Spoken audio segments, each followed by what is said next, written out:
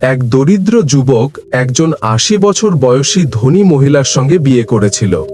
কিন্তু বিয়ের মাত্র ৭ দিন পরে যখন সে তার নতুন বধূর কাছে বাসর রাত উদযাপন করতে গেল, তখন যে দৃশ্য সে দেখল তা বিশ্বাস করা তার পক্ষে কঠিন ছিল। সেই বৃদ্ধা মহিলা তার চালচলন এবং তৎপরতায় কোনো তরুণীর মতোই ছিল। রোহিত একজন ২৫ বছর বয়সী যুবক, যার উপর পুরো পরিবারের দায়িত্ব এসে পড়েছিল। বাবার মৃত্যুর পর পুরো সংসার তার উপর নির্ভরশীল ছিল। তার মা সরোজা একটি গুরুতর অসুখে ভুগছিলেন। তার চিকিৎসার জন্য সমস্ত সঞ্চয় খরচ হয়ে গিয়েছিল। তার ছোট বোন মিতু তখনও স্কুলে পড়াশোনা করছিল। তার ফি, বই এবং অন্যান্য খরচ রোহিতের জন্য বোঝা হয়ে দাঁড়িয়েছিল। মাত্র ২৫ বছর বয়সে জীবন তাকে এতটাই দায়িত্বশীল করে তুলেছিল যে তার মুখমণ্ডল সময়ের আগে বুড়িয়ে গিয়েছিল। দিন রাত পড়াশোনা, পরিশ্রম এবং ছোটখাটো কাজ করে সে যেনতেন প্রকারে সংসার চালাচ্ছিল। তার মুখে উদ্বেগের রেখা এবং চোখের নিচে কালো দাগ স্পষ্টভাবে বলে দিচ্ছিল যে সে ভেতর থেকে সম্পূর্ণ ক্লান্ত হয়ে পড়েছে। ঋণদাতারা প্রতিদিন দরজায় এসে করারার্ত। একদিন সে একটি সস্তা চায়ের দোকানে গেল। পকেট থেকে মুদ্রা বের করে গুনতে লাগলো যে চায়ের দাম দেওয়ার জন্য যথেষ্ট টাকা আছে কিনা। তখনই তার দৃষ্টি একজন মহিলার দিকে পড়ল, যিনি দূর থেকে তাকে এক দৃষ্টে দেখছিলেন। তিনি কোনো সাধারণ মহিলা ছিলেন না। তার নাম ছিল মীনা চৌধুরী। তিনি ব্যবসার জগতে একটি বড় নাম ছিলেন। দামি শাড়ি, ভারী গয়না এবং আত্মবিশ্বাসে ভরা ব্যক্তিত্ব রোহিতকে হতবাক করে দিয়েছিল। মীনা হাসি মুখে জিজ্ঞাসা করলেন, তুমি কি রোহিত বর্মা? রোহিত ক্লান্ত কণ্ঠে উত্তর দিল, জি আমি। তিনি কিছুক্ষণ তার দিকে তাকিয়ে রইলেন। তারপর বললেন, আমি জানি এই মুহূর্তে তোমার জীবনে কি চলছে। তোমার মায়ের অসুখ, বোনের পড়াশোনা এবং ঋণের বোঝা আমি সব জানি। রোহিত অবাক হয়ে গেল। সে সংকোচের সঙ্গে জিজ্ঞাসা করল, আপনি কে, আর আমার সম্পর্কে এত কিছু আপনি কিভাবে জানলেন? মীনা হালকা হাসির সঙ্গে উত্তর দিলেন, যদি তুমি চাও আমি তোমার ভাগ্য বদলে দিতে পারি। শুধু একটি শর্ত আছে, আমার সঙ্গে বিয়ে করো। এ কথা শুনে রোহিত স্তম্ভিত হয়ে গেল। সে বলল, এ আপনি কি বলছেন? মীনা গম্ভীরভাবে বললেন, আমি তোমার সঙ্গে বিয়ে করতে চাই, কিন্তু আসল প্রশ্নটি জানলে তুমিও অবাক হয়ে যাবে। এ কোনো মজা নয়। মীনা শান্ত স্বরে বললেন, বরং এটা তোমার জন্য একটি সরাসরি প্রস্তাব। যদি তুমি এটা মেনে নাও তাহলে তোমার মায়ের চিকিৎসা আমি নিজে করাবো, তোমার বোনের পড়াশোনার সম্পূর্ণ দায়িত্ব আমি নেব, আর তোমার মাথায় যে ঋণ আছে তাও আমি শোধ করে দেব। এসব আমার পক্ষ থেকে থাকবে। তোমার জীবনের সমস্ত জটিলতা থেকে আমি তোমাকে মুক্ত করে দেব। রোহিতের মন যেন উত্তাল পাতাল হয়ে গেল। সে গভীর শ্বাস নিয়ে জিজ্ঞাসা করল, এর বিনিময়ে আমাকে কি করতে হবে? শুধু একটি জিনিস। মীনা তৎক্ষণাৎ উত্তর দিলেন, তোমাকে আমার সঙ্গে বিয়ে করতে হবে। আমাদের মধ্যে একটি আইনি চুক্তি হবে। বিয়ের পরেও তোমার স্বাধীনতায় কোনো হস্তক্ষেপ করা হবে না। তুমি নিজের মর্জি মতো জীবন যাপন করতে পারবে। তবে আমার কিছু শর্ত থাকবে যা তোমাকে মানতে হবে। তার কথাগুলো শুনতে সহজ মনে হলেও বাস্তবে তা পালন করা খুব কঠিন ছিল। রোহিত কিছু না বলে সেখান থেকে চলে গেল। মীনাও তার দামি গাড়িতে চড়ে চলে গেলেন। অনেক দিন কেটে গেল, কিন্তু পরিস্থিতি রোহিতকে বাধ্য করল। ঋণদাতাদের হুমকি তার দিনরাতের শান্তি কেড়ে নিয়েছিল। সে ভাবতে লাগলো, যদি আমি ওই ধনী মহিলার কথা মেনে নিই তাহলে হয়তো আমার মা বেঁচে যাবে এবং আমার বোনের ভবিষ্যৎ সুরক্ষিত হবে। অবশেষে সে হার মেনে মীনার কাছে গেল এবং তার প্রতিটি শর্ত মেনে তার সঙ্গে বিয়ে করল। সাক্ষীদের সামনে কাগজপত্রে স্বাক্ষর হলো এবং সাধারণভাবে বিয়ে সম্পন্ন হলো। এটাই ছিল প্রথমবার যখন রোহিত একটি বিলাসবহুল হাবেলিতে পা রাখল। তার হৃদয় অজানা উৎকণ্ঠায় ভরে গিয়েছিল। সে বিশ্বাস করতে পারছিল না যে তার বিয়ে বিশ্বের সবচেয়ে ধনী মহিলাদের একজনের সঙ্গে হয়ে গেছে। হাবেলিটি কোনো রাজকীয় প্রাসাদের থেকে কম ছিল না। চারদিকের ভব্যতা, দামি আসবাব, উঁচু ছাদ, মার্বেলের মেঝে এবং দেওয়ালে অসাধারণ সজ্জা। প্রতিটি কোণ যেন স্বপ্নের মতো লাগছিল। সেখানকার চাকররা সব সময় মীনার ইশারায় প্রস্তুত থাকত। রোহিত বুঝে গিয়েছিল যে মিনা কোনো সাধারণ মহিলা নন। তার বহু বছরের পুরনো চাকররাও তার সামনে মাথা নিচু করে দাঁড়াতো। হাভেলিতে কাজ করা সুন্দরী তরুণীরা রোহিতের সঙ্গে কথা বললে খুব সীমিত শব্দে উত্তর দিয়ে চুপ হয়ে যেত, যেন ভয় ছিল যে নতুন সাহেবের কিছু খারাপ লাগতে পারে। রাতের নিস্তব্ধতায় তাকে মনে হতো যেন সব কিছু তার ইচ্ছা মতো চলছে, কিন্তু একটা দম বন্ধ অনুভূতিও হতো।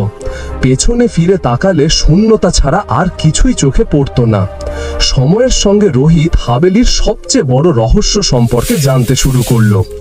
দোতলায় একটি ভারী এবং বিশাল দরজা ছিল, যা সব সময় বন্ধ থাকতো এবং তাতে একটি বড় তালা লাগানো থাকতো। সেই দরজার কড়া নজরদারি করা হতো।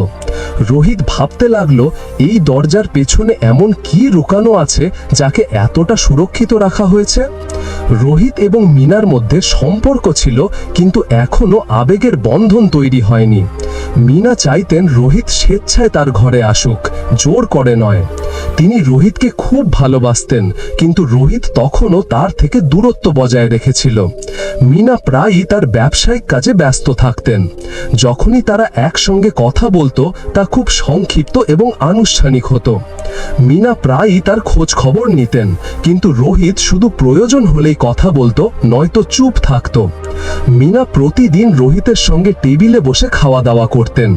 তারা কোনো বিষয় নিয়ে কখনো একে অপরের সঙ্গে কথা বলতো না, এমনকি একে অপরের পরিবার সম্পর্কেও জানার চেষ্টা করতো না। মনে হতো যেন তাদের দুজনের জগৎ সম্পূর্ণ আলাদা। একবার রাতের সময় ছিল এবং হাভেলিতে নিস্তব্ধতা ছড়িয়েছিল। রোহিত তার ঘরের দিকে যাচ্ছিল, তখনই তার দৃষ্টি হাভেলির একটি ভিন্ন অংশে পড়ল, যেখানে আলো জ্বলছিল। এটা দেখে সে সেখানেই থমকে গেল। সে দেখল যে আলোটি মিনার ঘর থেকে আসছে। এই ঘরটি হাভেলির মাঝখানে ছিল। মিনা ছাড়া আর কাউকে সেখানে যাওয়ার অনুমতি ছিল না। মিনা তো রোহিতকে তার ঘরে ডাকার জন্য উদগ্রীব ছিলেন, কিন্তু রোহিত কখনোই সেই ঘরে যাওয়ার চেষ্টা করেনি। সে নিজেকে জোর করে আটকে রাখত। আর একটি ঘর ছিল যেটিতে একটি মজবুত তালা লাগানো ছিল। রোহিত সেখানে যাওয়ার চেষ্টা করত, কিন্তু কেউ না কেউ তাকে বাধা দিয়ে বলতো, সাহেব, ওই ঘরে যাওয়া নিষেধ। রোহিত অবাক হয়ে জিজ্ঞাসা করত, কেন এমন, কিন্তু তাকে কখনো কোনো উত্তর দেওয়া হতো না। এক রাতে সে ধীরে ধীরে সেই ঘরের দিকে পা বাড়ালো। দরজার কাছে পৌঁছে কান লাগিয়ে শুনল যে মিনা কারো সঙ্গে কথা বলছেন, এবং যে ভঙ্গিতে তিনি কথা বলছেন তা শুনে রোহিতের হৃদয় দ্রুত ধড়কতে শুরু করলো। তার বুঝতে অসুবিধা হচ্ছিল না যে এমন কোন রহস্য মিনার জীবনের সঙ্গে জড়িত, কিন্তু এখন সে নিশ্চিত হয়েছিল যে অনেক কিছুই তার কাছ থেকে লুকানো হয়েছে। তার মাথায় অনেক প্রশ্ন উঠছিল যে শেষ পর্যন্ত কি এমন জিনিস যা মিনা সবার থেকে লুকিয়ে রেখেছেন, এবং কেন তিনি কাউকে এই ঘরে আসতে দেন না। সে নিঃশব্দে দরজার কাছে দাঁড়িয়ে রইল এবং তার ধড়কন নিয়ন্ত্রণ করার চেষ্টা করতে লাগলো। তার মনে অদ্ভুত চিন্তা আসতে লাগলো। যে বিয়েটাকে সে চুক্তি মনে করে গ্রহণ করেছিল, তার পেছনে কোনো বড় ষড়যন্ত্র বা রহস্য রয়েছে কিনা। রোহিত ঠিক করলো যে সে হাভেলির প্রতিটি রহস্যের পর্দা তুলবে। এসব ভাবতে ভাবতে সে তার ঘরে ফিরে গেল এবং সিদ্ধান্ত নিল যে যাই হোক না কেন আজ সে সেই ঘরে যাবে। তিনি নিশ্চিতভাবে ৮০ বছরের বৃদ্ধা মহিলা ছিলেন, কিন্তু প্রতিদিন রোহিতের কাছে নতুন আশা এবং নতুন প্রত্যাশা রাখতেন। এখন রোহিত ভাবল যে তাকে এই মহিলার সঙ্গে কথা বলতে হবে। তিনিই তাকে সেই ঘরের রহস্য সম্পর্কে জানাতে পারেন। হাভেলির নির্জন অন্ধকারে শুধু ঘড়ির টিকটিক শব্দ প্রতিধ্বনিত হচ্ছিল। রাতের তৃতীয় প্রহরে রোহিত সেই ঘরে যাওয়ার জন্য প্রস্তুত হলো। সে মিনার একজন বিশেষ দাসী, 22 বছর বয়সী অত্যন্ত সুন্দরী মেয়ে রেশমার সঙ্গে কথা বলল। রোহিত রেশমার কাছে অনুরোধ করল যে তাকে তার স্ত্রী মিনার সঙ্গে দেখা করতে হবে। রেশমা মিনার কাছে অনুমতি নিতে গেল।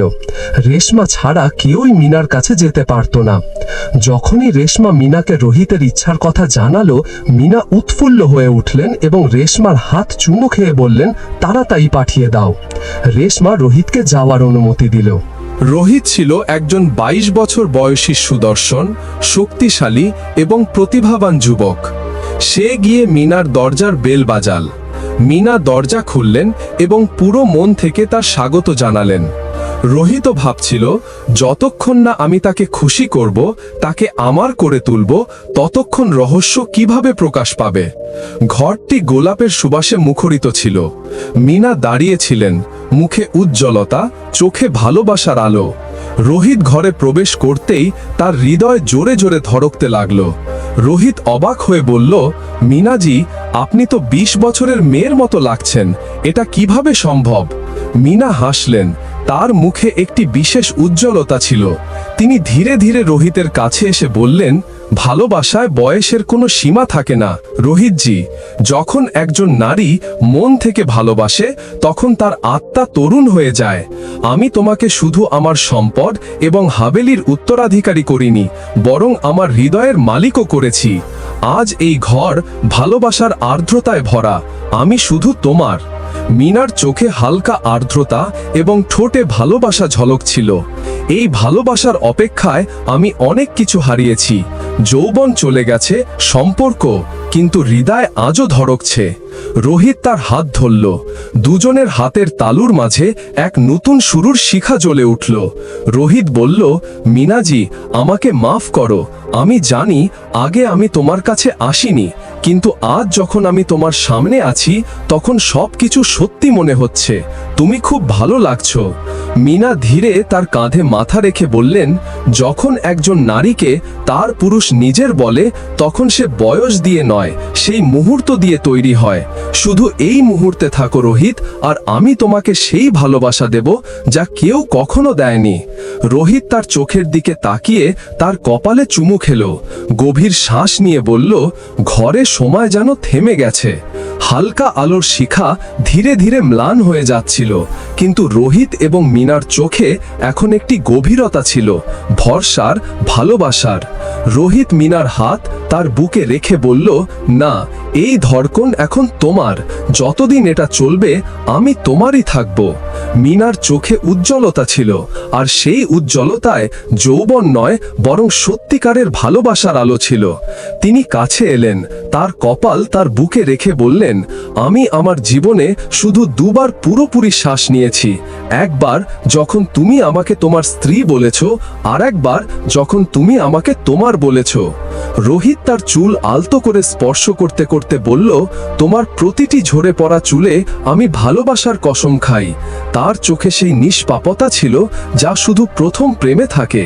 সে মিনার এত কাছে গেল যে শ্বাসও আলাদা মনে হচ্ছিল না। তারপর ফিসফিস করে রোহিত বলল, এখন আমার জীবনের প্রতিটি দিনের অর্থ শুধু তুমি। আমি তোমার ছাড়া একেবারেই অসম্পূর্ণ ছিলাম, এটা আজ বুঝতে পেরেছি। সেই রাতে তারা কোনো প্রতিশ্রুতি দেয়নি, কোনো কসম খায়নি, কারণ তাদের নীরব দৃষ্টি সবকিছু বলে দিয়েছিল। ঘরটি এখন আর শুধু একটি জায়গা ছিল না, এটি তাদের ভালোবাসার গল্পে পরিণত হয়েছিল। বাইরে হাওয়ায় এক অদ্ভুত মিষ্টতা মিশে যাচ্ছিল। রোহিতের মনে হলো, সে তো শুধু রহস্য জানতে এসেছিল, ভালোবাসা তো অজান্তেই হয়ে গেল। কিন্তু ভালোবাসা এখানে একতরফা ছিল না। মিনা হার মানেননি। তিনি রোহিতের কাছে এলেন এবং তার ঠোঁটে আঙুল রেখে বললেন, এখন আর কিছু নেই, শুধু তুমি। রোহিতের আর কিছু করার প্রয়োজন ছিল না। মিনা ইতিমধ্যেই প্রেমে ডুবে গিয়েছিলেন। ভালোবাসার ঢেউ সমুদ্রের মতো উঠল, আর রোহিত তাতে ভেসে গেল। সেই রাত হাভেলির সবচেয়ে সুন্দর রাত হয়ে উঠল, বরং এক ঝোড়ো প্রেমের গল্প। সকাল হতেই দাসীদের মধ্যে ফিসফাস শুরু হলো। আজ মালকিন আবার যৌবনের উদাহরণ হয়ে উঠেছেন। মালিকও এখন তাদের প্রেমে পড়েছেন। রোহিত প্রায়ই মনে করত, সেই ঘরে এমন কিছু আছে যা এখনো অজানা। সেদিন সে সাহস করল। দরজাটি অর্ধেক খোলা ছিল। তার হৃদয় জোরে ধড়কতে লাগলো। সে ধীরে ধীরে ভেতরে গেল। ঘরটি হালকা আলোয় ঝলমল করছিল। পুরনো আসবাব, দেওয়ালে জড়ানো ছবি, এক কোণে ভারী কাঠের আলমারি যেখানে প্রচুর ফাইল রাখা ছিল। রোহিতের দৃষ্টি পাশে রাখা টেবিলের দিকে গেল। একটি মোটা খাম পড়েছিল, যার কোণগুলো হলুদ হয়ে গিয়েছিল। মনে হচ্ছিল যেন তাকে বারবার স্পর্শ করা হয়েছে। সে খামটি খুলল। তাতে একটি ছবি ছিল যেখানে তার বাবা সুরেশ মেহতা এবং মিনা একসঙ্গে দাঁড়িয়েছিলেন। বাবার মুখে হালকা হাসি ছিল। রোহিতের চোখ খোলা থেকে খোলা রয়ে গেল। তখনই একটি কণ্ঠস্বর শোনা গেল, অবশেষে তুমি সব দেখে ফেললে। রোহিত পেছনে তাকাল।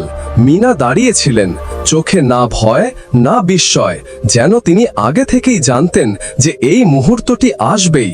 রোহিত ছবিটি লুকিয়ে ফেলল, কাঁপা কাঁপা কণ্ঠে বলল, এই বিয়ে কোনো চুক্তি ছিল না, বরং প্রতিশোধ ছিল।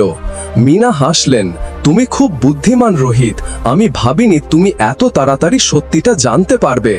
রোহিত ফেটে পড়ল, তুমি আমার অসহায়তার সুযোগ নিয়েছ, আমার বাবার থেকে প্রতিশোধ নিতে আমাকে ব্যবহার করেছ।